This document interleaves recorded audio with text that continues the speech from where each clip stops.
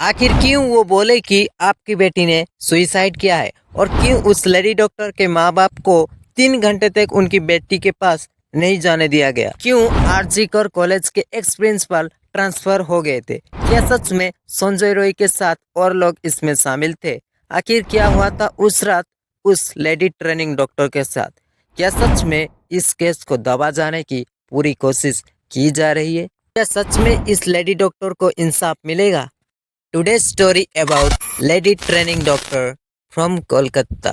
ये कहानी है पश्चिम बंगाल की राजधानी कोलकाता के लाल बाजार स्थित आरजी कर मेडिकल कॉलेज की 31 साल की junior doctor chest medicine department के स्नातकोत्तर द्वितीय वर्ष की छात्रा और प्रोसिक्यू डॉक्टर की। 8 अगस्त की रात लगभग 11:30 के समय पर उस लेडी डॉक्टर की माँ का फोन आता है और वो लेडी डॉक्टर अपनी माँ से बात करती है। उसके बाद उसकी माँ बोले, बेटी तुमने खाना खाया है क्या। तभी वो लेडी डॉक्टर ने बोला कि अभी पेशेंट का देखभाल करना है और उसके बाद मैं खाना खाऊंगी।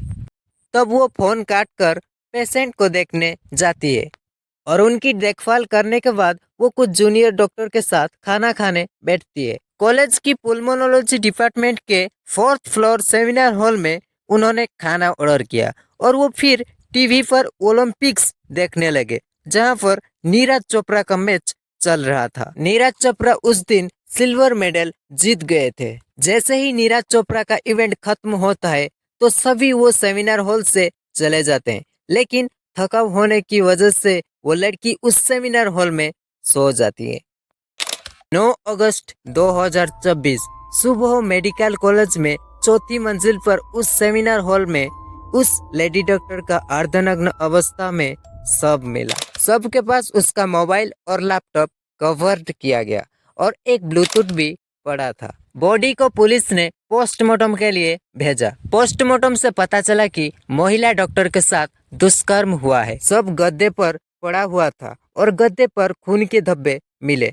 डॉक्टर के मुंह और दोनों आंखों से खून बह रहा था। उसकी प्राइवेट पार्ट पर नाखून के निशान और चेहरे पर नाखून के निशान पाए गए। उसकी होठ, गर्दन, पेट, दाहिने हाथ की उंगली पर चोट के निशान पाए गए थे। उस अस्पताल की असिस्टेंट सुपरिटेंडेंट ने लेडी डॉक्टर की पेरेंट्स को कॉल किया और बताया कि जल्दी यहाँ पर आओ क्योंकि तुम्हारी बेटी की तबीयत बहुत खराब है। और उसके बाद डॉक्टर की पेरेंट्स उस असिस्टेंट को कुछ बोल पाते फोन कट जाता है। उसके बाद वो पेरेंट्स बार बार उस असिस्टेंट को कॉल करते हैं लेकिन वो कॉल नहीं उठाता है और लास्ट में जब वो कॉल उठाता है तो वो बोलते हैं कि आपकी बेटी ने अपना जीवन दे दिया है, आप जल्दी यहाँ आ जाओ। ये एक बड़ी सवाल उठता है कि आखिर क्यों उस असिस्टेंट ने ऐसा बोला। उसके बाद लेडी डॉक्टर के परिवार घटनास्थल पर पहुंचते हैं तो उनको उनकी बेटी को देखने नहीं दिया जाता है और फिर 3 घंटे के बाद उनकी बेटी को देखने दिया जाता है। डॉक्टर के बॉडी को देखने के बाद पेरेंट्स टूट जाते हैं। अब सवाल उठता है कि आखिर किसने उस लेडी डॉक्टर के साथ दुष्कर्म और हत्या किया। इस बात को लेकर लेडी डॉक्टर के पिता ने दुष्कर्म के बाद हत्या का आरोप लगाया।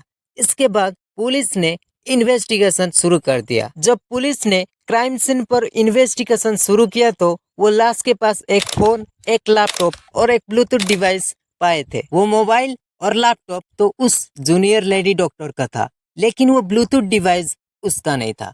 तो पुलिस को अब पता करना था कि ये डिवाइस किसका हो सकता है। तभी पुलिस ने सीसीटीवी फुटेज को चेक किया तो पता चला कि घटना के दिन सुबह 4 बजे आरजी कर मेडिकल कॉलेज में संजय रॉय नामक एक व्यक्ति 3:50 को कॉलेज में घुसा था। हालांकि 40 मिनट बाद जब वो उस अस्पताल से बाहर निकला तो उसकी ब्लूटूथ डिवाइस गायब था। जब पुलिस ने संजय रॉय के मोबाइल के साथ उस डिवाइस को कनेक्ट करने की कोशिश की तो तुरंत ही वो डिवाइस कनेक्ट हो गया। तभी पुलिस ने संजय रॉय को पकड़ लिया और संजय रॉय के बारे में इन्वेस्टिगेशन शुरू किया। पुलिस को पता चलता है कि उसे और शराब की लत है। इतनी ही नहीं, वो 4 शादियां भी की थी।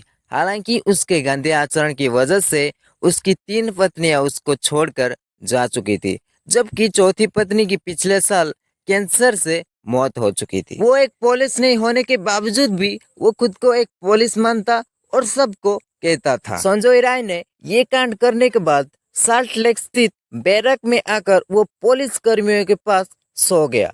उसके बाद पुलिस ने संजय राय के खिलाफ भारतीय न्याय संहिता की धारा 64 और 103 के तहत केस दर्ज किया। 12 अगस्त 2024 को देश भर में डॉक्टर ने हड़ताल शुरू कर दी। स्वास्थ्य सेवाएं पूरी तरह से प्रभावित रही। इसी बीच आरजीकर मेडिकल कॉलेज के ex principal doctor Sandip Ghosh ने अपनी पद से इस्तीफा दे दिया। उनको पूछा गया कि ये घटना कैसे हुआ, तो उसने साफ साफ बताया कि ये हत्या नहीं बल्कि आत्महत्या है। जब वो आरजीकर मेडिकल कॉलेज से इस्तीफा दे दिया था, उसके बाद संदीप घोष को नेशनल मेडिकल कॉलेज का प्रिंसिपल बना दिया गया था।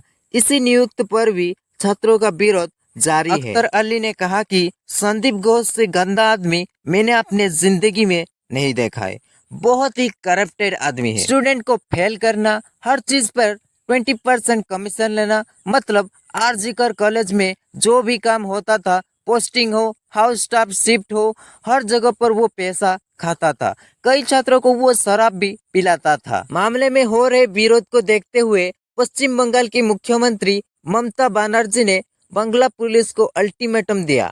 उन्होंने कहा कि अगर रविवार तक पुलिस मामले को नहीं सुलझ पाती है तो हम केस को सीबीआई को सौंप देंगे। इससे पहले सीबीआई कुछ इन्वेस्टिगेशन कर पाते, कुछ लोग जो एक ट्रक से आकर सारा एविडेंस मिटाने की कोशिश करते हैं, क्राइम सीन पर वो तोड़फोड़ शुरू कर देते हैं और कुछ लोगों के साथ मारपीट भी करते हैं। अब सवाल उठता है कि आखिर कौन थे वो लोग और क्यों वो एविडेंस को पूरी तरह से खत्म करना चाहते थे।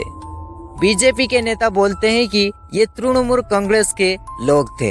वही तृणमूल कांग्रेस के नेता बोलते हैं कि ये बीजेपी के लोग हैं। इसके बाद पता चलता है कि इस हत्याकांड में कई लोग शामिल हैं, क्योंकि डॉक्टर सुवर्ण घोष ने पोस्टमार्टम रिपोर्ट के हवाले से ये दावा किया है कि लेडी डॉक्टर के प्राइवेट पार्ट से 151 mg सीमेंट मिला है, जो कि सिर्फ एक लोग का नहीं हो सकता।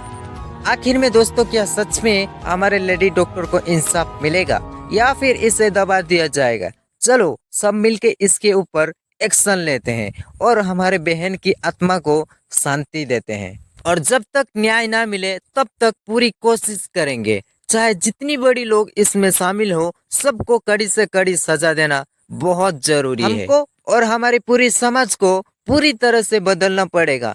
जहां पर एक डॉक्टर यानी कि एक भगवान सेफ नहीं है और कोई क्या सेफ हो सकता है। इसके लिए कुछ लॉ क्रिएट करना चाहिए और ऐसा लॉ होना चाहिए कि ऐसे काम करने से पहले 100 बार सोचना पड़ेगा। और ये जो भी महिला जहां पर भी काम करते हैं उनको प्रोटेक्शन देना चाहिए, क्योंकि पुरुष की तरह महिला भी एक भगवान है। मिलते हैं दोस्तों और एक नई वीडियो में, तब तक के लिए भारत माता की जय।